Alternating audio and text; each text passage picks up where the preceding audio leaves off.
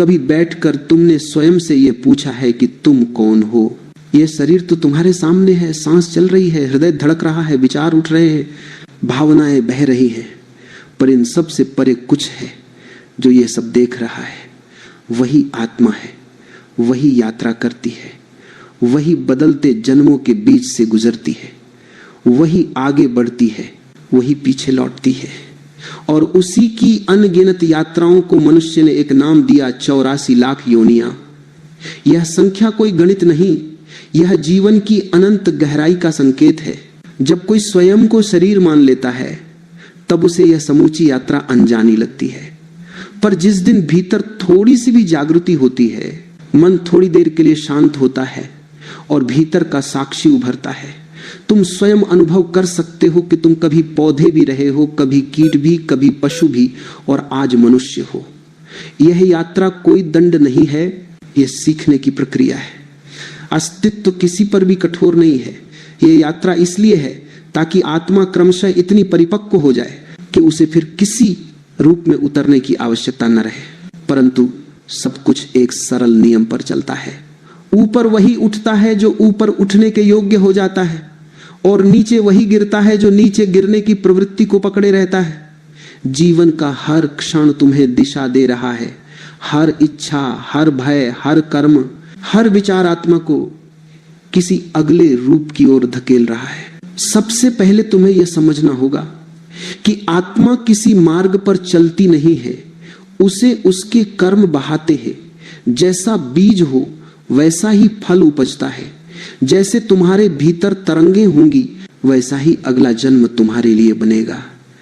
यदि तुम्हारे भीतर भय भरा हो, हिंसा हो, वासना हो, लालच हो, क्रोध हो, तो तुम्हारे भीतर की चेतना भारी हो जाती है। यह भारीपन आत्मा को नीचे के रूपों की ओर खींचता है। ठीक जैसे कोई पत्थर नदी में गिरता है, वह खुद नीचे जाता है, किसी ने उसे धक्का नहीं दिया, उसका अपना स्वभाव उसे नीचे ले गया। और यदि तुम्हारे भीतर प्रेम हो, करुणा हो, ध्यान हो, मौन हो, समर्पण हो, तो तुम्हारी चेतना हल्की हो जाती है, तब तुम ऊपर उठने लगते हो। अस्तित्व किसी सीढ़ी की तरह नहीं है, पर एक तराजू की तरह है। तुम जैसा अपने भीतर भरते हो, तराजू उसी ओर झुक जाता है। इसीलिए कहा जाता है कि कर्म आत्मा के चालक है। आत्मा अपने आप नहीं चलती, कर्म उसे चलाते हैं। पर आत्मा ये यात्रा क्यों करती है? उसने ये चक्र क्यों बनाया है? इसका उत्तर इतना सरल नहीं है। जब आत्मा पहली बार देह में उतरती है, वह बिल्कुल अविकसित होती है। उसमें चेतना का एक छोटा सा अंकुर होता है। यह अंकुर धीरे धीरे बढ़ना चाहता है, पर वह अचानक मनुष्य बनकर नहीं उभर सकता।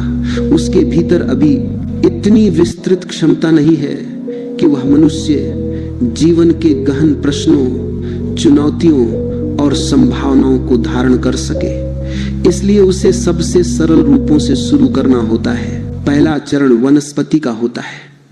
पौधा बहुत शांत होता है, बहुत निर्दोष, उसमें इच्छा नहीं होती, वह कुछ चाहता नहीं, वह केवल जीवन को स्वीकार करता है। उसी स्वीकृति को सीखने के लिए आत्मा पौधे के रूप में उतरती है।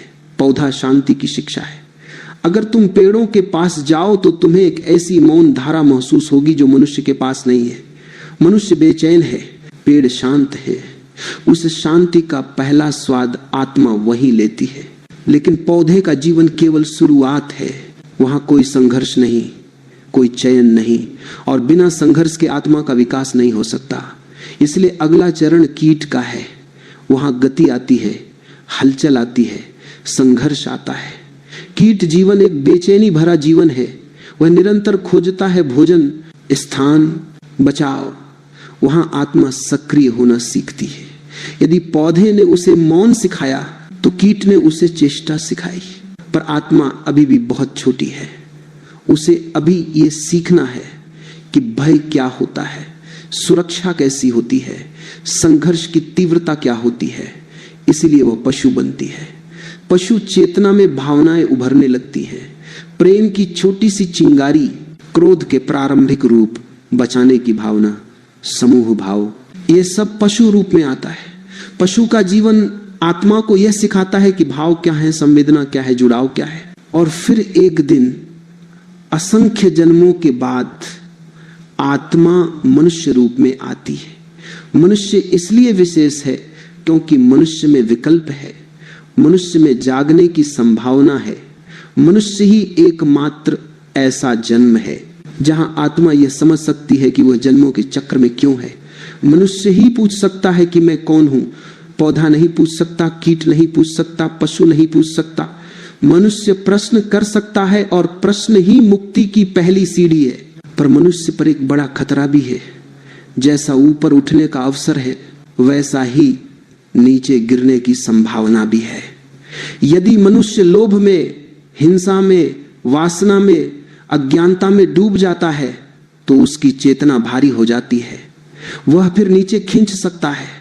यह गिरना कोई दंड नहीं, वही गुरुत्वाकर्षण है जो पत्थर को नीचे ले जाता है। आत्मा जहां भी बोझिल होती है नीचे की ओर जाती है, जहां भी हल्की होती है ऊपर उठती है।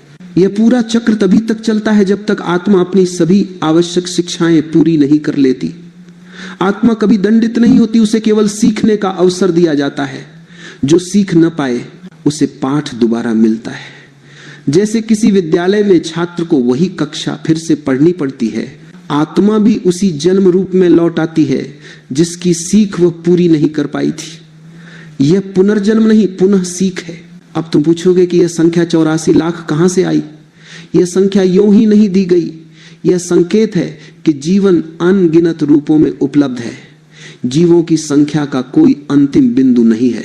अस्तित्व ने जीवन को इतनी विविधता दी है कि हर जीव अपने भीतर आत्मा के लिए एक विशेष पाठ लेकर बैठा है। हर जन्म एक पायदान है, हर रूप एक पुस्तक है।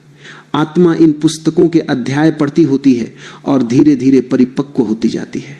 लेकिन यह यात्रा बाहर की नहीं है, यह भीतर चल रही है। तुम समझो, आत्मा किसी शरीर के भीतर कैद नहीं है। शरीर बदलता है, आत्मा वही रहती है। शरीर मिट्टी का बना है, आत्मा प्रकाश की बनी है। मिट्टी टूटती है, प्रकाश नहीं। इसीलिए शरीर बदलते जाते हैं, आत्मा अपनी सीखों के साथ आगे बढ़ती जाती है। पर आत्मा कभी भी अपने विकसित रूप को खोती नहीं। वह जितना सीख लेती है उतना उसके भीतर स्थायी हो जाता है। आत्मा का बहुत बड़ा भ्रम यह है कि वह स्वयं को शरीर मान लेती है। उसके इसी भ्रम के कारण वह बार बार जन्म लेती है। जैसे कोई व्यक्ति सपने में खो जाए और उसे याद ही न रहे कि यह सपना है, वह सपने के पात्रों के बीच भागता दौड़ता रहता है। जन्म को सपने के पात्रों के बीच भी ऐसा ही है। जैसे ही आत्मा यह पहचान लेती है कि वह शरीर नहीं है, मन नहीं है, यात्रा समाप्त हो जाती है। पर यह पहचान इतनी सरल नहीं है। जब तक इच्छा है, जब तक भय है, जब तक मोह है, जब तक क्रोध है, आत्मा नीचे ही बंधी रहती है। ये सब तुम्हें एक सुई की तरह जीवन के नीचे के स्तरों में पिरोते रहते हैं। और जब प्रेम आता है, करुणा आती है, ध्यान आता है, मौन आता है, ये तुम्हें ऊपर उठाते हैं। ये उठना और गिरना यही जन्मों का चक्र है। इस पूरी यात्रा में एक बात बहुत गहरी है। आत्मा कभी भी मजबूरी में नहीं उतरती। वह उतरती है क्योंकि उसके भीतर अभी सीख बाकी है। वह किसी जन्म में इसलिए नहीं आती कि उसे दंड दिया जा रहा है, बल्कि इसलिए आती है कि उसके भीतर अभी अपूर्णता है। वह पूर्ण होने की खोज में है। और जब कोई पूर्ण हो जाता है वह उसी क्षण जन्म से मुक्त हो जाता है। उसे कहीं जाना नहीं पड़ता, वह बस अस्तित्व में विलीन हो जाता है। 84 लाख योनियां इसलिए कही गई कि मनुष्य को याद रहे यह जीवन छोटा नहीं है। आत्मा की यात्रा बहुत लंबी है। तुम्हें यह समझाने के लिए कि इस जीवन को हल्के में मत लेना, यह संख्या दी गई। तुम्हारे भीतर वह क्षमता है जो असंख्य जन्मों की तपस्या से बनी है। यह मनुष्य जन्म यूं ही नहीं मिला, इसके पीछे अनगिनत सीखे, अनुभव, संघर्ष, मौन और प्रतीक्षा है। यदि तुम इस जन्म को भी अज्ञान में खो दोगे तो आत्मा की यात्रा फिर से शुरू हो जाएगी। पर यदि इस जन्म में तुम थोड़ा सा भी जाग गए तो यह यात्रा समाप्त भी हो सकती है। मनुष्य जन्म का सबसे मौलिक अवसर यह है कि तुम स्वयं को देख सकते हो। देखने की क्षमता ही मुक्ति की पहली सीढ़ी है। यदि तुम गुस्सा आते हुए देख सकते हो, यदि तुम लोभ उठते हुए देख सकते हो, यदि तुम भय को अपने भीतर उठते हुए देख सकते हो, तो यह देखना ही तुम्हें उससे अलग कर देता है। और जिस क्षण तुम अलग हो जाते हो उसी क्षण तुम मुक्त हो जाते हो। जो देखा जा सकता है वह तुम नहीं हो, और जो तुम नहीं हो वह तुम्हें बांध नहीं सकता। यही आत्मा की यात्रा का रहस्य है। इसी को समझना, उसी को जीना इस जीवन का सार है। जब मनुष्य यह समझ लेता है कि आत्मा जन्मों की यात्रा करती है, तब सबसे पहला प्रश्न भीतर उठता है कि यह यात्रा किस आधार पर तय होती है, कौन सा कर्म किस दिशा में ले जाता है, कौन सी प्रवृत्ति ऊपर उठाती है, कौन सी नीचे गिराती है, क्यों कुछ लोग जैसे फूलों की तरह खिलते हैं और कुछ लोग अपने ही बोझ से टूटते हुए दिखाई देते हैं। संसार बाहर से बड़ा उलझा हुआ लगता है, पर भीतर एक सीधा नियम है। चेतना जहां हल्की होती है वह ऊपर उठ जाती है, जहां भारी होती है वह नीचे डूब जाती है। ये नियम किसी धर्म का, किसी ग्रंथ का नहीं, अस्तित्व का है।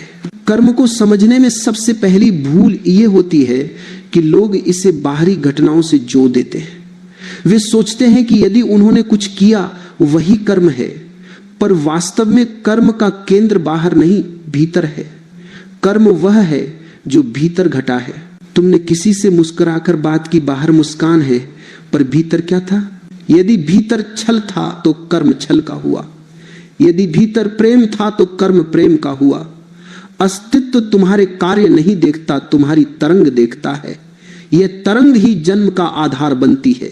एक मनुष्य बाहर से तो शांत और सज्जन दिखाई दे सकता है, पर यदि उसके भीतर लोभ, भय और क्रोध की अग्नि जल रही है तो उसकी चेतना भारी हो जाएगी। ऐसा मनुष्य अगले जन्म में ऊंची अवस्था में नहीं पहुंच सकता। वह वैसे ही रूप की ओर जाएगा जो उसकी भीतरी तरंग से मेल खाता हो। आत्मा कभी असंगत जगह नहीं जाती। आत्मा हमेशा उसी स्थान को चुनती है जहां उसका भीतरी स्वरूप अपनी यात्रा जारी रख सके। तुमने देखा होगा कि कुछ जीव बहुत भयभीत रहते हैं। कुछ लोग भी ऐसे होते हैं जिनके हर कदम में डर होता है। यह भय कोई अचानक नहीं आया, ये कई जन्मों की एकत्रित स्थिति है। भय आत्मा को नीचे की ओर खींचता है, क्योंकि भय में जीवन से भागना होता है, और जहां भागना है वहां चेतना सिकुड़ती है। जब चेतना सिकुड़ती है तो आत्मा नीचे के रूपों के लिए तैयार हो जाती है। इसके विपरीत प्रेम में फैलाव है, करुणा में विस्तार है, मौन में गहराई है, ध्यान में शून्यता है। ये सब आत्मा को हल्का करते हैं। हल्की चेतना ऊपर उठती है, जैसे दीपक की लौ ऊपर उठती है। उसे ऊपर जाने के लिए किसी सीढ़ी की आवश्यकता नहीं होती, उसका स्वभाव ही ऊपर उठना है। कर्म को समझने का सबसे सुंदर तरीका यह है कि उसे तुम अपने भीतर एक बीज की तरह देखो। हर विचार एक बीज है, हर भावना एक बीज है, हर इच्छा एक बीज है। यह बीज तुम्हारी अगली यात्रा तय करेगा। इसलिए मनुष्य जीवन में जागरूकता इतनी महत्वपूर्ण है, क्योंकि मनुष्य ही इतना सचेत हो सकता है कि वह यह देख सके कि वह किस प्रकार के बीज बो रहा है। पौधा देख नहीं सकता, कीट समझ नहीं सकता, पशु पहचान नहीं सकता। केवल मनुष्य के पास यह वरदान है कि वह अपने भीतर के बीजों को पहचान कर उन्हें बदल सकता है। अब एक महत्वपूर्ण बात समझो, कर्म केवल बाहर से नहीं बनता, वह हर सांस के साथ बनता है। तुम किसी व्यक्ति से ईर्ष्या करते हो, तुमने कुछ नहीं किया, कोई कार्य नहीं हुआ, पर कर्म बन गया। ये ईर्ष्या एक बोझ है। ये बोझ अगले जन्म में तुम्हें उसी के समान स्थिति की ओर खींचेगा जहां ईर्ष्या स्वाभाविक है। इसी तरह करुणा भीतर उठती है। तुमने शायद किसी के लिए कुछ भी न किया हो, पर तुम्हारे भीतर उठी करुणा ने तुम्हारी चेतना को हल्का कर दिया। वह हल्कापन आने वाले जन्म को ऊपर ले जाएगा। लोग कहते हैं कि कौन से कर्म मनुष्य को पशु जन्म की ओर ले जाते हैं। वे सोचते हैं कि यह कोई दंड है, लेकिन ऐसा नहीं है। आत्मा कभी दंडित नहीं होती। दंड का भाव मनुष्य की अदालतों में है, अस्तित्व की प्रकृति में नहीं। वहां केवल सीख है। जो सीख पूरी नहीं होती, आत्मा उसी कक्षा में लौटती है। यदि किसी मनुष्य में अत्यधिक भय, हिंसा, स्वार्थ, छल, लालच है, तो वह उसी अवस्था में लौटेगा जहां यह सब उसे खुलकर मिलता है। पशु जीवन में हिंसा स्पष्ट है, भय स्पष्ट है, संघर्ष खुला है। वहां आत्मा को अपनी प्रवृत्तियों से सामना करना पड़ता है। लोग पूछते हैं क्या मनुष्य फिर से कीट बन सकता है? हाँ, यदि उसके भीतर की चेतना कीट से भी नीचे उतर जाए, यह दुर्लभ है पर असंभव नहीं। तुम यदि एक पत्थर को हवा में फेंको तो वह ऊपर भी जाता है, फिर नीचे भी आता है। ऐसा नहीं होता कि ऊपर गया तो अब कभी नीचे नहीं आएगा। चेतना की अवस्था भी ऐसी ही है। ऊपर जाने के लिए केवल हल्कापन चाहिए, गिरने के लिए केवल बोझ। मनुष्य की चेतना में यदि बहुत बोझ इकट्ठा हो जाए तो वह नीचे उतर सकती है। पर एक और बात याद रखना, मनुष्य जन्म एक खास बिंदु है। यदि आत्मा थोड़ी सी भी जागरूकता विकसित कर ले, थोड़ी सी भी समझ आ जाए, थोड़ा सा भी ध्यान करने लगे, थोड़ा सा भी भीतर उतर जाए, तो उसका गिरना लगभग असंभव हो जाता है। जैसे कोई बच्चा तैरना सीख ले तो डूबने की संभावना बहुत कम हो जाती है। चेतना तैरने लगती है, फिर नीचे के रूप आत्मा को आकर्षित नहीं कर सकते। कर्म का दूसरा पक्ष यह है कि कर्म केवल व्यक्तिगत नहीं है, विश्व एक विशाल ऊर्जा प्रवाह है। तुम्हारे कर्म इस प्रवाह में तुम्हारा स्थान तय करते हैं। जैसे नदी में जो पानी साफ होता है वह ऊपर रहता है और जो गंदा होता है वह नीचे रह जाता है। चेतना भी ऐसी ही नदी है। तुम जो भी हो, जहां भी हो, जिस भी जन्म में हो, तुम उसी स्तर पर बह रहे हो जहां तुम्हारी चेतना की तरंग पहुंचती है। अब यह प्रश्न उठता है कि कर्म कैसे बदलता है? क्या पिछले जन्म का कर्म इस जन्म में बदला जा सकता है? हाँ, पूरी तरह बदला जा सकता है। यही मनुष्य जन्म का महत्व है। पशु बदल नहीं सकता, कीट बदल नहीं सकता, पौधा बदल नहीं सकता, मनुष्य बदल सकता है। मनुष्य का यही सामर्थ्य उसे सबसे ऊंचा बनाता है। यदि मनुष्य चाहे तो वह एक ही जीवन में इतने हल्के हो सकता है कि जन्मों का चक्र समाप्त हो जाए। लेकिन कर्म का परिवर्तन केवल तभी होता है जब तुम जागरूक हो। यदि तुम बिना जागरूकता के जीते हो तो हर दिन, हर क्षण तुम अनगिनत नए कर्म पैदा कर रहे हो और पुराने को मजबूत कर रहे हो। तुम जैसे जीते हो वैसा ही अगला जन्म तुम्हें मिलता है। यह कोई किसी का निर्णय नहीं, यह तुम्हारी ही तरंगों का फल है। जो लोग कहते हैं कि उन्हें अपने अगले जन्म का डर है, वे अभी भी चेतना की प्रकृति को समझे नहीं है। यदि तुम अभी प्रेम से जी रहे हो, करुणा से जी रहे हो, सत्य से जी रहे हो, मौन से जी रहे हो, तो चिंता की कोई बात ही नहीं। तुम्हारा अगला जन्म तुम्हारी तरंग का स्वाभाविक फूल होगा। यदि तुम सत्य के बीज बो रहे हो तो छल का फल नहीं आएगा। कर्म का सबसे गहरा रहस्य यह है कि कर्म वही नहीं है जो किया जाता है, कर्म वो भी है जो छोड़ा जाता है। तुम किसी पर क्रोध न करो, यह भी कर्म है। तुम किसी पर प्रतिक्रिया न दो, यह भी कर्म है। तुम भीतर शांत रहो, यह भी कर्म है। और यह सबसे शक्तिशाली कर्म है, क्योंकि न करने में तुम्हारी चेतना सक्रिय होती है। क्रोध करना आसान है, पर क्रोध को देखने के बाद उसे जाने देना कठिन है। वही सच्चा कर्म है। कई बार लोग पूछते हैं कि कौन सा कर्म आत्मा को ऊपर उठाता है और कौन सा नीचे गिराता है। तो इसे बहुत सरल तरीके से समझो। जो तुम्हें भीतर हल्का करे वह ऊपर ले जाएगा, जो तुम्हें भीतर भारी करे वह नीचे गिरा देगा। तुम यदि किसी को क्षमा करते हो, तुम्हारे भीतर हल्कापन आता है। तुम यदि किसी से घृणा करते हो, तुम्हारे भीतर भारीपन आता है। अस्तित्व हल्के को ऊपर उठाता है और भारी को नीचे ले जाता है। इसमें कोई पक्षपात नहीं है। कर्म का एक और पहलू है, कर्म कभी अकेला नहीं चलता, उसका एक समूह होता है। तुमने किसी एक क्षण में जो सोचा, उस एक क्षण का भार बहुत छोटा है, पर तुमने वही विचार 1000 बार सोचा, वही भावना 100 बार दोहराई, वही प्रतिक्रिया बार बार की। अब वह एक आदत बन गई और आदत ही कर्म का वास्तविक रूप है। यह आदत अगले जन्म का मार्ग बनाती है। इसलिए मनुष्य जीवन इतना मूल्यवान है, क्योंकि आदत बदल सकती है और आदत बदलते ही जन्म बदल जाता है। अब एक और गहरा प्रश्न है, क्या आत्मा को पता होता है कि वह कहां जन्म ले रही है? हाँ, उसे पता होता है, पर यह जानना मन के स्तर पर नहीं होता।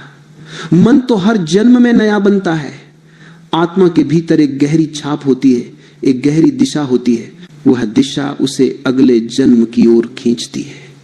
यह ऐसे है जैसे बीज जानता है कि उसे किस दिशा में अंकुरित होना है। बीज सोच नहीं सकता, पर उसमें एक प्राकृतिक दिशा होती है।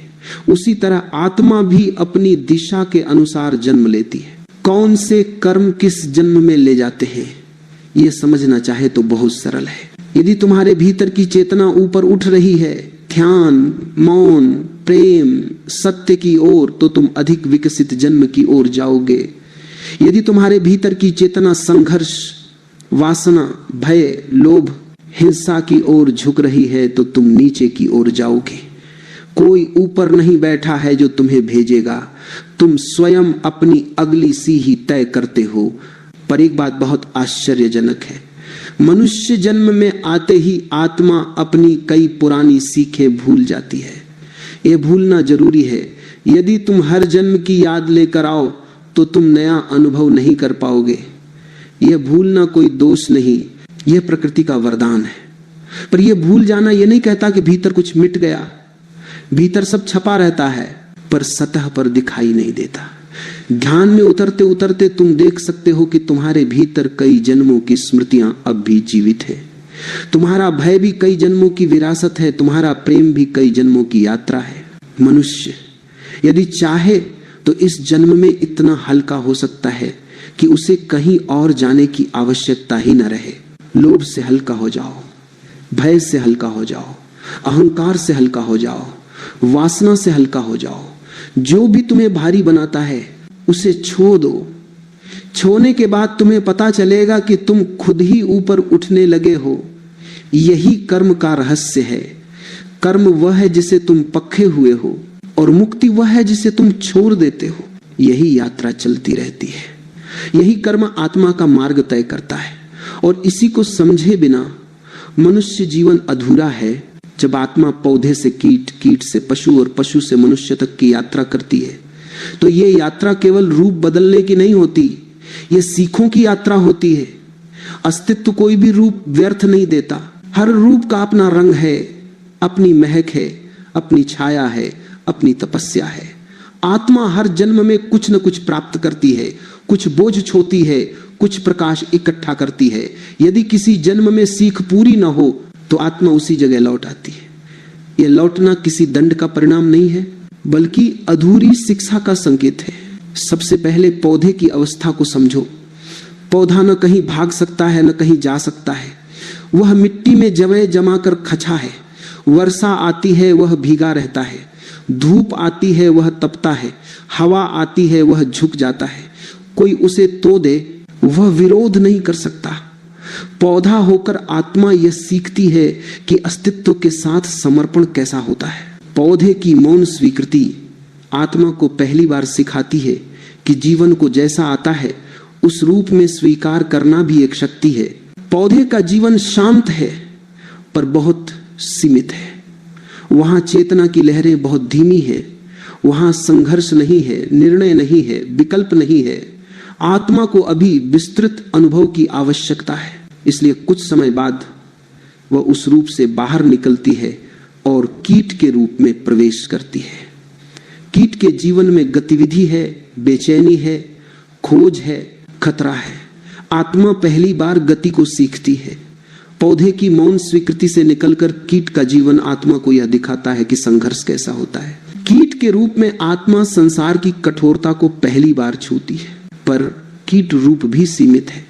वहां केवल संघर्ष है, वहां संवेदना नहीं है, वहां प्रेम नहीं है, संबंध नहीं है। इसलिए आत्मा अगले चरण में पशु का रूप लेती है। पशु के जीवन में पहली बार प्रेम की हल्की सी चमक दिखाई देती है।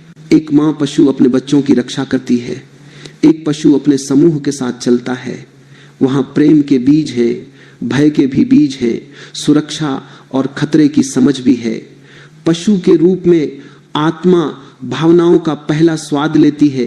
पशु जीवन में एक और बात होती है, पशु वर्तमान में जीता है। उसे न अतीत का ज्ञान है न भविष्य की चिंता। वह जिस क्षण में है उसी क्षण में जीता है।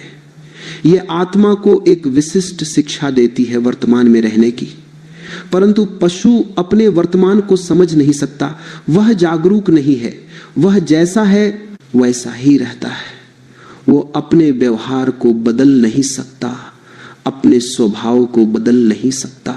इन तीन अवस्थाओं में आत्मा बहुत लंबी यात्रा करती है, समर्पण सीखती है, संघर्ष सीखती है, भावनाएं सीखती है, वर्तमान सीखती है।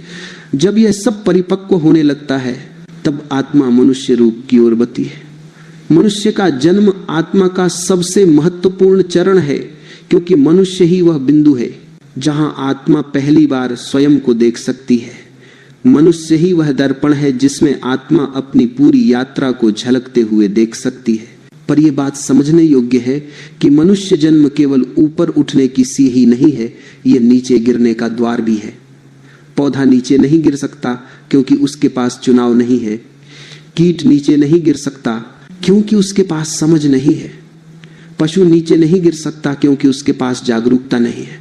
पर मनुष्य गिर सकता है क्योंकि उसके पास चुनाव है। मनुष्य ऊपर भी जा सकता है क्योंकि उसके पास चुनाव है। चुनाव ही मनुष्य की स्वतंत्रता है और यही उसकी जिम्मेदारी भी है। मनुष्य के भीतर दो दिशाएं हैं, एक ऊपर की ओर, प्रकाश की ओर, प्रेम की ओर, ध्यान की ओर, और दूसरी नीचे की ओर, हिंसा की ओर, लालच की ओर, वासना की ओर। मनुष्य हर क्षण इन दोनों राहों के बीच खसा रहता है। इसका अर्थ यह नहीं कि मनुष्य किसी बाहरी मार्ग पर खसा है, यह मार्ग भीतर है। हर विचार एक दिशा है, हर इच्छा एक राह है, हर भावना एक कदम है। आत्मा मनुष्य के भीतर जिस दिशा को पक्काती है वही उसका अगला जन्म तय करती है। अब प्रश्न उठता है कि आत्मा कभी आगे जाती है, कभी पीछे क्यों लौट आती है? यह होना स्वाभाविक है। यात्रा सीधी रेखा की तरह नहीं चलती, यह वृत्त की तरह चलती है। जैसे किसी नदी का प्रवाह कभी धीमा होता है, कभी तेज होता है, कभी किसी मोड़ पर घूम जाता है। आत्मा की यात्रा भी ऐसी है। यदि किसी जीवन में आत्मा भय में डूब जाए, क्रोध में डूब जाए, हिंसा में डूब जाए, तो चेतना सिकुड़ जाती है। सिकुड़ आत्मा को पीछे के रूपों की ओर खींचती है। और यदि किसी जीवन में आत्मा प्रेम में विकसित हो जाए, मौन में उतर जाए, ध्यान में डूब जाए, तो चेतना फैलती है। फैलाव आत्मा को ऊपर उठाता है। पौधे का जीवन तुमको स्वीकार करना सिखाता है, पर यदि तुम मनुष्य होकर भी स्वीकार करना न सीख पाए, तुम फिर से उस अवस्था की ओर लौट सकते हो जहां यह शिक्षा पुनः दी जाएगी। कीट का जीवन तुमको संघर्ष करना सिखाता है, पर यदि मनुष्य होकर भी तुम संघर्ष की ऊर्जा को समझ न पाए, तुम फिर से उसी स्तर पर लौट सकते हो। पशु का जीवन तुम्हें भावनाओं की गहराई से परिचित कराता है, पर यदि मनुष्य होकर भी तुम भावनाओं को संभालना न सीख पाए, तुम फिर उसी कक्षा में बैठ सकते हो जहां तुमने पहली बार यह सीख पाई थी। यह पीछे लौटना किसी दंड का परिणाम नहीं। जैसे किसी विद्यार्थी को वह अध्याय फिर से पढ़ना पड़ता है जो वह समझ नहीं पाया था, आत्मा को भी वही जन्म फिर मिलता है जिसकी शिक्षा वह पूरी नहीं कर पाई थी। मनुष्य जीवन की सबसे बड़ी चुनौती यह है कि उसके भीतर ऊपर और नीचे दोनों दिशाओं के द्वार खुले हैं। मनुष्य को पूर्ण अंधकार भी उपलब्ध है और पूर्ण प्रकाश भी। मनुष्य को वासना में डूबने का अवसर भी है और मौन में उतरकर मुक्त होने का अवसर भी। पशु सीमित है, मनुष्य असीमित है, और यही उसकी कठिनाई भी है।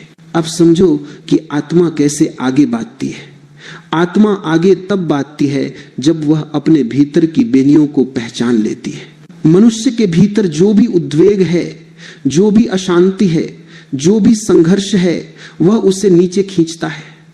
जब मनुष्य उन सबको देखना शुरू कर देता है, पहचानने लगता है, तब वे धीरे धीरे टूटने लगते हैं। देखने में एक ऐसी अग्नि है जो सब कुछ जला देती है।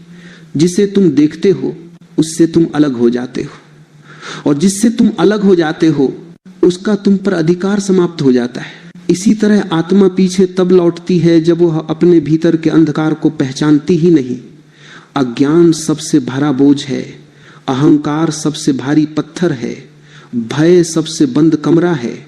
जो व्यक्ति इन सब के भीतर अंधे की तरह चलता रहता है वह धीरे धीरे नीचे गिरता जाता है। गिरना कोई घटना नहीं, गिरना एक प्रक्रिया है। यह उसी तरह है जैसे कोई बीज पानी न मिलने पर सूखने लगता है। यह किसी का दंड नहीं, यह स्वाभाविक परिणाम है। अब यह भी समझो कि आत्मा आगे क्यों आती है। मनुष्य रूप में आत्मा को पहली बार यह अवसर मिलता है कि वह अपनी पूरी यात्रा को समाप्त कर दे। मनुष्य के भीतर जो चिंगारी है, यदि वह जल जाए तो वह सूर्य बन सकती है, यदि वह बुझ जाए तो अंधकार बन जाती है। मनुष्य के भीतर की चिंगारी ही ध्यान है। ध्यान वही है जिसमें मनुष्य यह देखना शुरू कर देता है कि वह क्या नहीं है। वह अपने विचारों को देखता है और जानता है कि विचार वह नहीं है। वह अपनी भावनाओं को देखता है और जानता है कि भावनाएं भी वह नहीं है। वह अपने शरीर को देखता है और जानता है कि शरीर भी वह नहीं है। यह देखना ही आत्मा को प्रकाश की ओर ले जाता है। पौधे से मनुष्य तक की यह यात्रा बहुत लंबी है, पर इसमें सबसे महत्वपूर्ण यह नहीं कि आत्मा कहां पहुंची, बल्कि यह कि उसने क्या सीखा। और सीखने का अर्थ केवल ज्ञान जमा करना नहीं, सीखने का अर्थ है बदल जाना। यदि एक मनुष्य भीतर से बदल गया तो वह उसी जीवन में आत्मिक रूप से आगे बढ़ जाएगा, नहीं तो वह कितने ही जन्म ले ले वही रहेगा जहां था। प्रत्येक रूप एक दर्पण है। पौधे में आत्मा को मौन का दर्पण दिया गया, कीट में संघर्ष का, पशु में भावनाओं का, मनुष्य में चेतना का। मनुष्य यदि चाहे तो इन चारों दर्पणों को एक साथ देख सकता है, यही उसकी विशेषता है। यदि वह चाहे तो समझ सकता है कि वह वृक्ष की तरह शांति में जी सकता है, कीट की तरह सक्रिय भी हो सकता है, पशु की तरह संवेदनशील भी हो सकता है और मनुष्य की तरह जागरूक भी हो सकता है। इन सब का समन्वय ही मनुष्य को ऊपर ले जाता है। पर यदि मनुष्य इन चारों अवस्थाओं में से किसी एक में फंस जाए तो वह पीछे लौट सकता है। यदि वह केवल संघर्ष में फंस जाए, वह कीट जैसी अवस्था में फंस जाएगा। यदि वह केवल वासना में फंस जाए, वह पशु जैसी अवस्था में गिर जाएगा।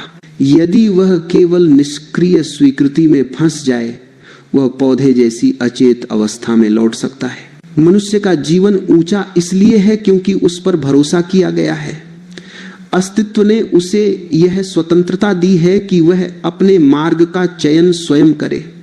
स्वतंत्रता का यही अर्थ है, तुम्हें ऊपर उठने की पूरी अनुमति है और नीचे गिरने की पूरी संभावना भी। अस्तित्व तुम्हें रोकता नहीं, वह केवल अवसर देता है। तुम जिस मार्ग पर चलो वही तुम्हारा मार्ग बन जाता है। और अब यह समझो कि आगे बढ़ने और पीछे जाने का वास्तविक अर्थ क्या है। आगे बढ़ना कोई दूरी का सफर नहीं है, पीछे लौटना भी कोई दूरी का सफर नहीं है। यह सब भीतर होता है। चेतना जब संकुचित होती है तो वह पीछे लौटती है, चेतना जब विस्तृत होती है तो वह आगे बढ़ती है।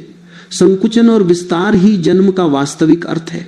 यही पौधे से कीट, कीट से पशु और पशु से मनुष्य तक की पूरी यात्रा का सार है। और इसी को समझे बिना आत्मा की दिशा स्पष्ट नहीं होती। मनुष्य जन्म तक पहुंच जाना आत्मा की यात्रा का अंतिम प्राव नहीं है, बल्कि एक ऐसा द्वार है जिसके बाद आत्मा दो दिशाओं में जा सकती है। एक दिशा मुक्ति की है और दूसरी पुनः यात्रा की। मनुष्य का जीवन एक ऐसे पुल की तरह है जो चेतना को या तो समुद्र के पार उतार सकता है या फिर उसी भंवर में लौटा सकता है जिससे वह आई थी। इसलिए मनुष्य जन्म को सबसे दुर्लभ कहा गया है। यह दुर्लभ इसलिए नहीं कि मनुष्य किसी विशेष ईश्वर का प्रिय है, बल्कि इसलिए कि मनुष्य के भीतर जागने की क्षमता है। आत्मा की यात्रा में सबसे महत्वपूर्ण मोमेंट तब आता है जब आत्मा यह जानने लगती है कि जन्म केवल एक घटना नहीं है, बल्कि सीखने का माध्यम है। और पुनर्जन्म तब तक चलता रहता है जब तक आत्मा अपने भीतर की अज्ञानता को पूरी तरह समाप्त न कर दे। अज्ञानता ही पुनर्जन्म का कारण है। जहां प्रकाश है वहां अंधकार टिक नहीं सकता। जहां जागरण है वहां पुनर्जन्म नहीं रह जाता। पुनर्जन्म कोई दंड नहीं है, ये एक अवसर है, एक निरंतर प्रयास है, एक सतत विकास की प्रक्रिया है। आत्मा धीरे धीरे अपने भीतर की सारी ऊर्जा को परिष्कृत करती है। प्रत्येक जन्म में कुछ न कुछ छोड़ती है, कुछ न कुछ अपनाती है। एक जन्म में क्रोध घटा, दूसरे में प्रेम बढ़ा, तीसरे में अहंकार पिघला, चौथे में मौन गहरा हुआ। इस यात्रा में आत्मा उसी तरह विकसित होती है जैसे कोई वृक्ष धीरे धीरे अपनी जड़ों को मिट्टी में उतारते उतारते एक दिन आकाश की ओर उठ जाता है। प्रत्येक जन्म एक शाखा है, प्रत्येक अनुभव एक पत्ता है और प्रत्येक सीख वह रस है जो वृक्ष को मजबूत बनाता है। लेकिन यह विकास अपने आप नहीं होता। आत्मा को अपने भीतर उतरने की कला सीखनी होती है। जब मनुष्य अपने भीतर की उथल पुथल को, अपने भावों के संघर्ष को, अपने विचारों के बवंडर को देखना शुरू करता है, तभी विकास आरंभ होता है। जिस क्षण मनुष्य अपने मन से थोड़ा सा बाहर खचा होता है, उसी क्षण आत्मा अपने वास्तविक स्वरूप की ओर बढ़ती है। मनुष्य का मन ही वह पर्दा है जो आत्मा को जन्मों के चक्र में बांधे रखता है, और वही मन यदि ध्यान में शांत हो जाए तो आत्मा इस पर्दे को पार कर लेती है। मनुष्य के भीतर दो ऊर्जा धाराएं बहती रहती है। एक धारा उसे ऊपर ले जाने की है, यह प्रेम, करुणा, मौन, सत्य, ध्यान की धारा है। दूसरी धारा उसे नीचे की ओर खींचने की है, ये भय, क्रोध, लालच, वासना और अज्ञान की धारा है। आत्मा का विकास तब होता है जब मनुष्य इन दोनों धाराओं को पहचान लेता है। पहचान अपने आप दिशा तय कर देती है। जो मनुष्य पहचान लेता है कि उसके भीतर क्या उसे भारी बनाता है, वह उस बोझ को छोड़ना शुरू कर देता है। जो छोड़ देता है वह ऊपर उठ जाता है। यह ऊपर उठना किसी स्वर्ग जाने का अर्थ नहीं है। यह ऊपर उठना आत्मा की तरंगों का हल्का हो जाना है। चेतना जितनी हल्की होती है उतनी ही व्यापक होती है, और चेतना जितनी व्यापक होती है उतनी ही पुनर्जन्म से मुक्त होने की संभावना बढ़ती है। आत्मा के सतत विकास का वास्तविक अर्थ यह है कि आत्मा अपने भीतर के केंद्र के करीब आती जाए। जब वह अपने केंद्र को छू लेती है तब उसे यह भ्रम टूट जाता है कि वह जन्म और मृत्यु के बीच बंधी हुई है। यह पहचान ही मुक्ति है। मुक्ति कोई स्थान नहीं है, मुक्ति एक स्थिति है। यह स्थिति तब आती है जब मनुष्य ये देख लेता है कि वह न शरीर है, न मन है, न भाव है, न इच्छाएं हैं। वह ये सब नहीं है, वह इन सब के पीछे खचा हुआ साक्षी है। इस साक्षी को पहचान लेना जन्मों की आवश्यकता समाप्त कर देता है। लेकिन यह जागरण इतना सरल नहीं है। इसके लिए आत्मा को अनगिनत परतों को हटाना पड़ता है। मनुष्य जन्म में सीखने की सबसे बड़ी कला यही है कि वह अपने भीतर की परतों को पहचान सके। जब तक मनुष्य अपने भय को बाहरी परिस्थिति से जोड़ता रहेगा, जब तक वह अपने दुख का कारण दूसरों को मानता रहेगा, जब तक वह अपने क्रोध को उचित ठहराता रहेगा, तब तक वह अपनी परतों को देख नहीं पाएगा। वही मनुष्य देख पाता है जो अपने भीतर उतर जाता है। और जो भीतर उतर जाता है उसे एक दिन यह अनुभूति होती है कि सारी परतें स्वयं ही गिरने लगती हैं। उस दिन आत्मा एकदम हल्की हो जाती है। वो ऐसी लगती है जैसे कोई पंछी अपने घोंसले से उड़ने ही वाला हो। उस क्षण पुनर्जन्म की प्रक्रिया अर्थहीन हो जाती है, क्योंकि वह यात्रा पूरी हो चुकी होती है। पर आत्मा स्वयं कोई घोषणा नहीं करती कि वह मुक्त हो गई। मुक्ति कोई घोषणा नहीं, मुक्ति एक मौन है। जब आत्मा में मौन इतना गहरा उतर जाता है कि वह विचार की छोटी सी छोटी लहर को भी बिना हिले देख ले, तब वह उस धारा में बहने लगती है जहां जन्म और मृत्यु का कोई अर्थ नहीं रह जाता। इस सब का अंतिम लक्ष्य मनुष्य जन्म में चेतना का जागरण है। यदि यह जागरण न हो तो मनुष्य चाहे कितना भी ज्ञान इकट्ठा करे, चाहे कितनी भी पूजा करे, चाहे कितने भी ग्रंथ पढ़े, वह फिर लौट आएगा। क्योंकि जागरण किसी बाहरी साधना का परिणाम नहीं, ये भीतर की पहचान का परिणाम है। और ये पहचान तभी आती है जब मनुष्य अपने भीतर ये ढूंढ लेता है कि उसका वास्तविक स्वरूप क्या है। अब ये समझो, जागरण का मतलब यह नहीं कि मनुष्य किसी विशेष धर्म का पालन करे या किसी विशेष मार्ग पर चले। जागरण का अर्थ यह है कि मनुष्य भीतर यह महसूस कर ले कि वह चेतना है, और चेतना कभी जन्म नहीं लेती, चेतना कभी मरती नहीं। शरीर आता है, जाता है, मन आता है, जाता है, भाव आते हैं, जाते हैं, पर जो इन सबको देख रहा है वह स्थिर है, अमर है, अचल है। यह पहचान ही आत्मा का अंतिम विकास है। जब यह पहचान हो जाती है तब आत्मा के लिए पूरा अस्तित्व एक हो जाता है। फिर वह कहीं जाती नहीं, कहीं लौटती नहीं, अस्तित्व उसके भीतर बहने लगता है। ऐसी आत्मा न स्वर्ग जाती है न नरक जाती है, वह इन सब के परे होती है। उसका होना ही मुक्ति है। अब यह भी समझो कि मुक्ति के साथ क्या होता है। मुक्ति का अर्थ यह नहीं कि आत्मा कहीं खो जाती है, इसका अर्थ यह भी नहीं कि आत्मा कहीं स्थिर हो जाती है। मुक्ति का वास्तविक अर्थ यह है कि आत्मा अपनी सीमाओं से बाहर निकल जाती है, वो वही बन जाती है जो अस्तित्व है। एक बूंद समुद्र में गिरकर समुद्र बन जाती है, वह बूंद खोई नहीं, विस्तृत हो गई। उसी तरह आत्मा जब अपने भीतर के केंद्र को पहचान लेती है, वह अस्तित्व बन जाती है, वह जन्मों से ऊपर उठ जाती है। लेकिन यह अंतिम लक्ष्य तभी पूरा होता है जब मनुष्य अपने भीतर के अंधकार को पूरी तरह जान ले और अपने भीतर के प्रकाश को पूरी तरह स्वीकार कर ले। अंधकार को देखने की क्षमता ही प्रकाश को खोलती है। मनुष्य यदि अपने भीतर के भय, लालच, क्रोध और अहंकार को ईमानदारी से देख ले तो वे धीरे धीरे पिघलने लगते हैं। जब वे पिघलते हैं तब आत्मा पर लगाई गई सारी परतें टूटने लगती हैं। परतें टूटती हैं तो आत्मा चमकने लगती है। यही आत्मा का सतत विकास है। परतें हटती जाए, प्रकाश उभरता जाए, बोझ कम होता जाए, चेतना हल्की होती जाए। हल्की चेतना ऊपर उठती है, जैसे धुआं ऊपर उठता है। भारी चेतना नीचे गिरती है, जैसे पत्थर पानी में डूब जाता है। अंत में बचता क्या है? केवल यही जागू। जागरण ही अंतिम पाठ है। जब यह पाठ पूरा हो जाता है तब यात्रा वहीं समाप्त होती है जहां से शुरू हुई थी। लेकिन शुरुआत में आत्मा अंधी थी, अंत में आत्मा जागरूक होती है। यही फर्क है, यही पूर्णता है, यही चक्र का अंत है। यदि तुम इस जीवन में थोड़ा सा भी भीतर उतर सको, थोड़ा सा भी अपने भीतर की हलचल को देख सको, थोड़ा सा भी मौन में ठहर सको, तो इस जन्म में ही उस दरवाजे तक पहुंच सकते हो जहां आत्मा पहली बार मुस्कुराती है। क्योंकि उसे पता चल जाता है कि अब उसे लौटना नहीं है। सारी 84 लाख योनियों की यात्रा केवल इसी मुस्कान के लिए थी। जब आत्मा इस मुस्कान को पा लेती है तब वह कहती नहीं अब बस यात्रा पूर्ण हुई। वह केवल मौन हो जाती है और उस मौन